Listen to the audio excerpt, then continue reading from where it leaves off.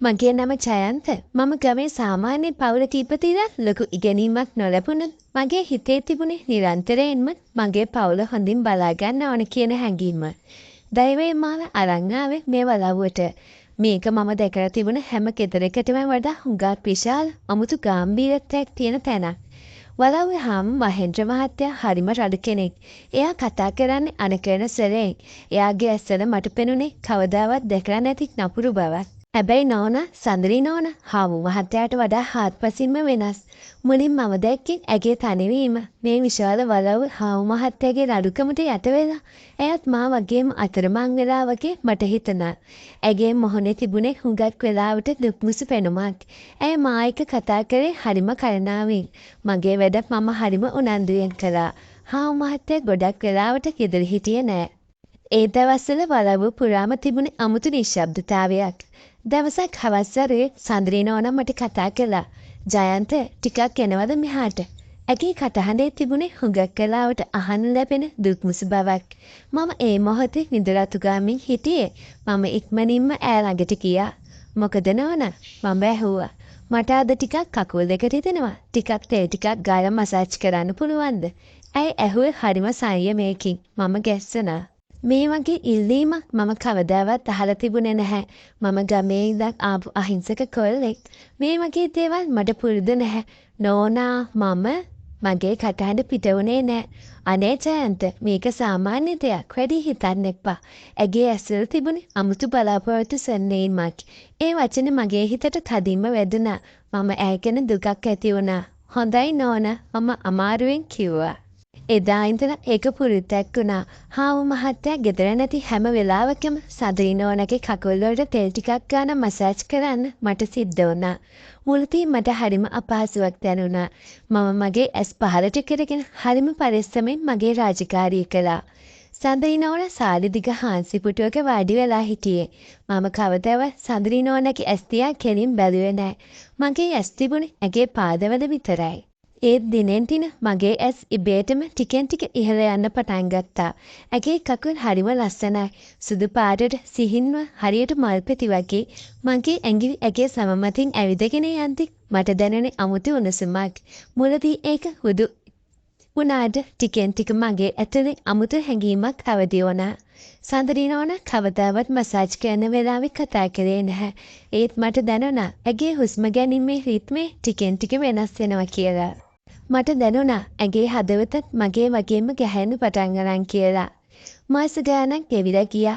මේ පුරුද්ද අපේ ජීවිතවල කොටසක් වෙලා තිබුණා. මම දැක්කා සඳරි නෝනා මසාජ් එකට කරි පොඩ්ඩක් හැඩ වෙලා ඉන්නවා කියලා. ඇය ඇඳගෙන හිටියේ ගවුම ටිකක් කරකපපු අත් නැති ගවුමක් වගේ වෙනස් වෙන්න ගත්තා. මම ඒ දිහා බලන්න බය වුණා. මගේ හිතේ තිබුණේ වැරදි හැඟීමක්ද කියලා මටම සැක හිතුණා. මම හිතුවේ නැහැ මේ වගේ තත්වයක ඉන්න කෙනෙක්ට මම වගේ සාමාන්‍ය කොල්ලෙක් ගැන හැඟීමක් ඇති වෙයි කියලා. ඒත් ඇගේ ඇස්වලින් මට ඒ හැඟීම තේරුණා. හාමු මහත්තයා ගෙදර නැති දවස්වලට ඇය වැඩිපුරම ගත කළේ මගේ ළඟ. ඇය මට නොකියාම තනිකමෙන් මිදෙන්න උත්සාහ කළා. දවසක් හවස් වරුවේ හාමු මහත්තයා කොළඹ ගිහින් දවස් 3ක් එනවා. එදා හවස සඳනි නෝනා මට කතා කළා. ජයන්ත අදත් පොඩ්ඩක් මෙහාට එන්නකෝ. ඇගේ කටහඬේ තිබුණේ හැමදාම වගේම දුක්මුසු බවක් වුණත් අද ඒකට අමුතු තාලයක් එකතු වෙලා තිබුණා. මම කුස්සියේ වැඩ කරලා මගේ අත් පිහදාගෙන ඇය ළඟට ගියා. ඇය හිටියේ ඇගේ නිදන කාමරේ. ඒක මට කවදාවත් යන්න අවසර තිබුණ තැනක් නෙවෙයි. මම හිටියේ කාමරේ එළිය දොර ළඟ. ඇතුළට එන්න ජයන්ත. ඇය කිව්වා.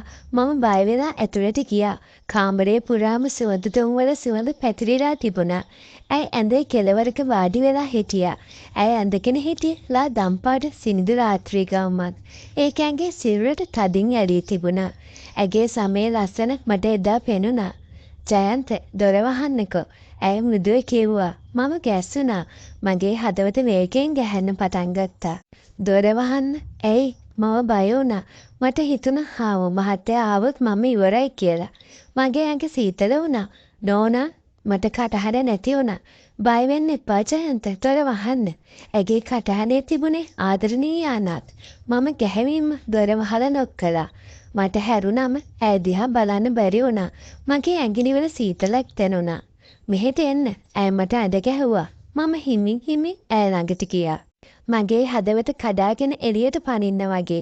ඇය ඇඳෙන් බැහැලා මා ළඟට ආවා. මගේ ඇස් තිබුණේ පොළොවේ. ජයන්ත, ඇය මගේ නම කිව්වේ හරිම මෘදුව. මීට කලින් කවදාවත් නැති විදියට. මම බයෙන් ඇස් උස්සලා බැලුවා. ඒ මොහොතේ ඇය කළ දේ මට කවදාවත් අමතක වෙන්නේ නැහැ. ඇය හෙමින් ඇගේ රාත්‍රී ගවුමේ බදපටිය ලිහලා දැම්මා. සිනිඳු දම්පාට රෙද්ද ඇගේ සිරුරෙන් නිසලා බිමට වැටුණා. මම ගැස්සුණා. මගේ ඇස් ලොකු වුණා.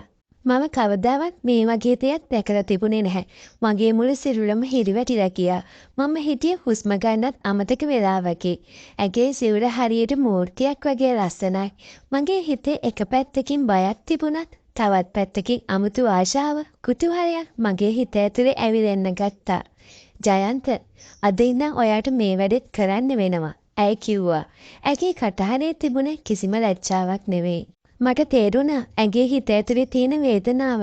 ඇය එහෙම කියලා සෙමින් ඇඳට නැගලා සුදු පාට ඇඳ ඇතුලේ උඩ හාන්සි වුණා. ඇගේ ඇස් තිබුණේ මා දිහා. ඒ ඇස් වලින් මට දැනුනේ ආදරය සහ බලාපොරොත්තුව. අද ඉඳන් මගේ ඇඟ මසාජ් කරන්න. ඇය කිව්වා. මම ගැහැමින්ම ඇඳ ළඟට ගියා. මගේ අත්වලින් ඇගේ සින්දු සම කරන්න මට අමාරු වුණා. මගේ හදවත මගේ පපුවෙන් පිටතට පනින්න වගේ ගැහෙන්න ගත්තා. ඇගේ සුවඳ මගේ නාසය පුරාම පැතිර ගියා. මම ඇගේ උණුසුම් සිරුර මතින් මගේ අත් තැබුවා. මුලදී මගේ අත්තර තිබුණේ බියක් සහ වැවුලීමක්. ඒ ටිකෙන් ටික ඇගේ සිරුරේ උණුසුම මගේ අත්තට දැනෙන්න ගත්තා. ඇය ඇස් පියාගෙන ගැඹුරු හුස්මක් ගත්තා. මට දැනුණා ඇය මේක කොච්චර කාලෙකින්ද බලාපොරොත්තුවෙන් හිටියද කියලා. මසාජ් කරන අතරතුර ඇය හෙමින් මගේ මුහුණට එබුණා. ඇගේ දෙනෙත් මා දිහා බලාගෙන හිටියා. ඒ ඇස්වල තිබුණේ අමුතු ආරාධනාවක්. මා මගේ ඇස් පියාගත්තා. මගේ මුළු ඇඟම රත් වුණා. ඇගේ උණුසුම් හුස්ම මගේ මුහුණට වැදුණා.